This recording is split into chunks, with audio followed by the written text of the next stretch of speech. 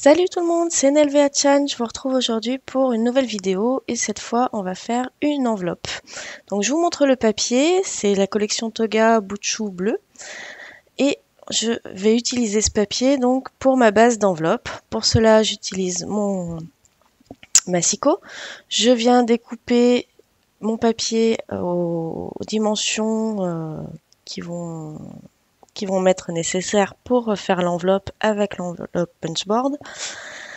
Donc alors je m'en souviens plus exactement des dimensions parce que du coup comme le massicot est principalement en pouces, j'utilise également les mesures en pouces de l'enveloppe punchboard. Donc je vérifie, je viens caler mon papier sur le bon repère et je commence à faire mes traits de pliage. Donc vous avez plein de vidéos déjà qui existent sur cet outil-là, que ce soit la version comme moi de We Are Memory Keepers ou la version de Stampin' Up. Donc tout s'enchaîne, hein. Une fois qu'on a fait la première découpe et le premier trait, il suffit d'enchaîner en tournant notre papier à 90 degrés. Voilà.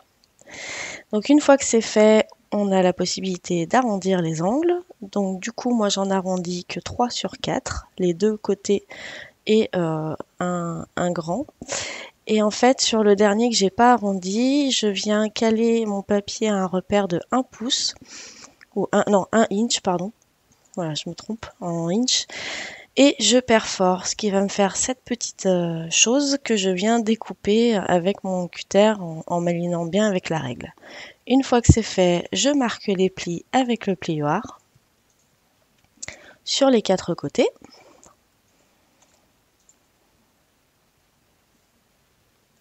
Et en fait, voilà pourquoi j'ai découpé un peu plus la partie basse. C'est pour ne pas avoir un côté pointu pour le bas de mon enveloppe. Donc maintenant, je vais passer à l'habillage de l'enveloppe. Donc je vais utiliser le tampon que j'ai reçu de la boutique Stampfolies. Donc un petit nounours tout mignon. J'ai découpé mes mousses, mais je suis pas une très bonne élève, hein. J'ai pas gardé la protection de la mousse statique, donc du coup moi je le mets sur un rhodoïde, tout simplement, et du coup ça adhère très très bien sur le bloc acrylique après. Je viens prendre de la Stazone que j'applique sur mon tampon, et donc je vais venir tamponner mon motif sur du papier aquarelle. Donc je garde un petit peu de marge sur les côtés parce que du coup je vais venir découper par la suite une sorte de cadre avec un die. Donc je tamponne bien et voici mon motif. Donc pour mettre en couleur ce petit nounours tout mignon, je viens prendre mes crayons aquarellables Caran d'Ache et je vais passer tout mon motif au crayon de couleur et je vais venir plus ou moins l'aquareller avec alors vous allez voir, c'est mon ancien Wink of Stella que j'ai en fait re-rempli avec de l'eau puisqu'il était terminé et en fait il reste encore quelques paillettes dedans et du coup ça me permet d'avoir un petit peu de paillettes tout en réalisant le fondu de ma carte avec les crayons aquarellables. Donc voilà. Je vous laisse pour la mise en couleur et je vous retrouve juste après.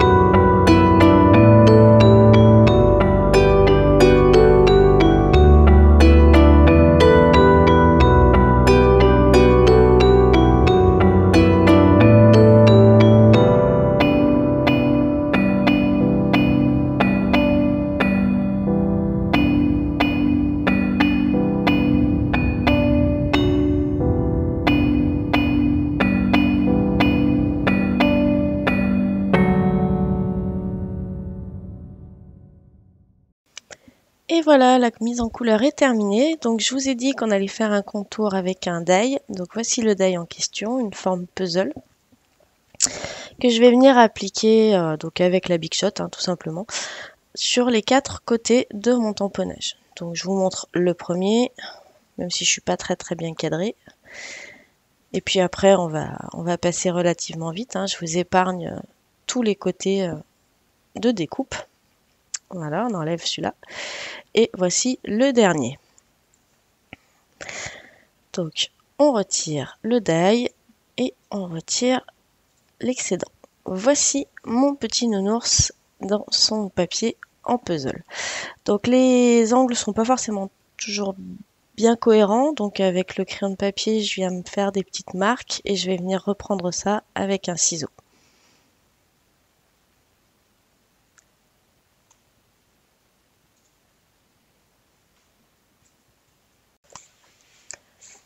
Une fois que j'ai fait mes angles correctement, je viens prendre mon plioir et en fait je vais venir appuyer sur les bords du cadre parce que du coup le papier aquarelle est très épais et du coup ça a laissé une marque en fait. La forme du die, la partie qui coupe pas a laissé une marque, donc pour adoucir un peu cette marque, j'ai pris mon plioir. Donc là je viens récupérer un autre tampon de la même planche que le petit ourson. J'ai fait classique hein, pour une enveloppe, le destinataire et l'expéditeur, entre guillemets. Voilà, donc j'essaye de voir à peu près ce que ça va donner sur mon enveloppe. Et je suis pas très satisfaite parce que je trouvais que ça sortait pas assez. Et j'ai trouvé cette chute de papier craft qui était, ma foi, directement aux bonnes dimensions. Donc j'en ai profité, ça allait bien. Je lui arrondis les angles avec ma perforatrice d'angle, hein, tout simplement. Et puis là, je viens passer un petit coup de distress sur les bords pour lui donner un peu plus de profondeur et un peu plus de couleur sur les arêtes. Donc j'ai même pas eu besoin de réancrer ma mousse, hein, elle était déjà suffisamment ancrée. Je vous ai juste sorti la distress pour que vous puissiez voir le nom. Donc j'essaye de remettre mon tamponnage, mon papier craft sur l'enveloppe et je suis pas encore tout à fait satisfaite, je sais pas encore trop comment je vais poser tout ça. Et du coup, pour donner un petit plus, j'ai décidé de passer le morceau de papier craft dans ce classeur d'embossage avec des boutons. Donc voici une fois l'embossage terminé. Je vais vous le mettre du bon côté, vous verrez, ça va mieux, voilà. Et du coup, là, ça me va beaucoup mieux. Donc je cherche encore un peu comment je vais positionner tout ça. Et puis finalement, je vais mettre de la colle pour fixer le tout et je vais encore changer d'idée sur l'emplacement, enfin la mise en place plus exactement, de mes éléments. Finalement, ça ne sera pas droit, ce sera tout biscornu, mais bon, je change d'avis assez souvent. Donc je mets de la colle également derrière le tamponnage, je rajoute quelques points de colle sur les extrémités de la bordure pour que ça adhère un peu mieux et que ça s'accroche un peu moins. Bon, il y a certains endroits où ça n'a pas servi à grand chose, hein. Je vous avouerai, les petits points de colle n'ont pas bien tenu. J'aurais sûrement dû prendre une colle blanche. C'est vrai que j'ai pas forcément bien réfléchi sur le moment. Donc voilà, maintenant mon devant d'enveloppe est terminé. Il me reste plus qu'à finaliser l'assemblage de l'enveloppe. Donc pour ça, je me fais des petits repères avec le crayon de papier pour savoir sur quelle zone je vais mettre ma colle.